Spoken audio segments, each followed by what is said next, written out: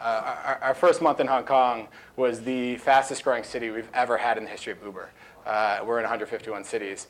The only disclaimer to that is like places like Miami where we flip a switch and US cities just go crazy the past year. But when we look at new countries, we've never had a new country which has grown as quickly as the business here has. And I think it's just about this idea of providing a choice.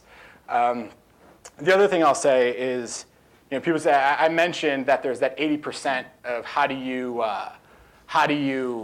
adapt to the local markets. 80% is we do the same thing. The other 20% is hiring really, really local teams. I've been living in Hong Kong for 8 years. Clearly, I'm a foreigner, and that's unique for Uber. I'm probably one of the only, I think there are 3 foreign GMs in the entire 150 cities that we're in. Our LA manager is British, actually, and our guy in Bogota, Colombia, is American. So it's quite rare, but really hiring local people. We have on the team, we have 6 people who were born and raised in Hong Kong. Our China team right now, one of the reasons I left the expansion team was because I wanted the entire China team to be Chinese.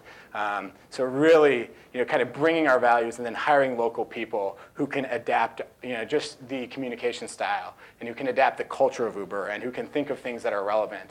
And that is an enormous, enormous piece of what we do. I always get, when I'm talking to press or when I'm doing the radio stuff, everyone always says, what's the biggest challenge you face? It is always finding people who are passionate about Uber and who are deeply ingrained in local cities. And that is by far the most important thing for us to do.